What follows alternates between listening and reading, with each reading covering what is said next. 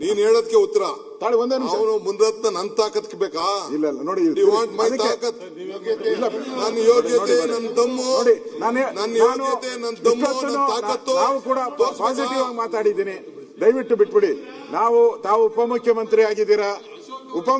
ತಾಳಪ್ಪ ಗೌಡ, ಒಂದ್ ನಿಮಿಷ ಗೌಡ, ಉಪಮುಖ್ಯಮಂತ್ರಿಗಳಾಗಿದ್ದೀರಾ. ತಾವು ಉಪಮುಖ್ಯಮಂತ್ರಿಗಳಾಗಿದ್ದೀರಾ.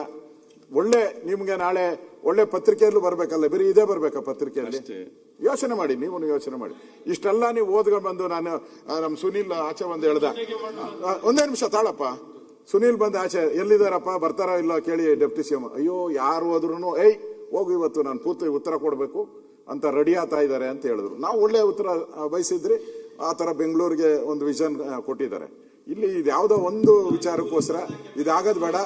ದಯವಿಟ್ಟು ನಾನು ತಮ್ಮಲ್ಲಿ ವಿನಂತಿ ಮಾಡ್ತೀನಿ ಅಧ್ಯಕ್ಷರೇ, ಇದನ್ನ ಇಲ್ಲಿಗೆ ಕ್ಲೋಸ್ ಮಾಡಿ.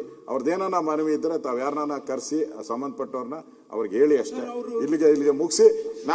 ಏನೇನಾಗಿದೆಯೋ ಇಲ್ಲಿ ಯಾರ್ಯಾರು ಅಲ್ಲಿ ಬೆಂಗಳೂರು ಬಿಟ್ಟು ಏನೇನು ಮಾತಾಡಿದಾರೋ ಎಲ್ಲನೂ ಕಡತದಿಂದ ದಯವಿಟ್ಟು ಆ ಪೀಠದಿಂದ ಆದೇಶ ಮಾಡಿ ಅಲ್ಲಿ ಮುಗಿಯುತ್ತೆ. ನಾಳೆ ಯಾವುದನ್ನು ಕೂಡ ಪತ್ರಿಕೆಯಲ್ಲೂ ಕೂಡ ಬರಲ್ಲ, ಪತ್ರಿಕೆಯಲ್ಲೂ ಬರಲ್ಲ. ದಯವಿಟ್ಟು ಬೇಡ, ಇಷ್ಟನ್ನ ಮಾಡಿ ದಯವಿಟ್ಟು ನೋಡಿ. ನಮ್ಗೆ ಯುಗಾದಿ, ನಿಮ್ಗೆ ರಂಜಾನು, ಎಲ್ಲ ಹಬ್ಬದಲ್ಲಿ ಒಳ್ಳೆ ಚಂದಾಗಿದೆ ಸದನ. ಅದಕ್ಕೆ ಕೊನೆ ಇನ್ನೇನಿರೋದು ಒಂದೇ ಒಂದು ಗಂಟೆಯಲ್ಲಿ ಅದೇನೋ ಹೇಳ್ತಾರಲ್ಲ, ಹಂಗಾಗದ್ ಬೇಡ. ಅದೇನೋ ಎಲ್ಲ ಜೀವನ ಪೂರ್ತಿ ಅದ್ಯಾರೋ ಇದ್ರಂತೆ, ಮಾಂಸ ತಿಂದಿರ ನೊಣ ನುಂಗ್ಬಿಟ್ಟು ಹಾಳಾಗೋದಂತೆ, ಹಂಗಾಗದ್ ಬೇಡ. ದಯವಿಟ್ಟು ಪ್ಲೀಸ್. ನಾನು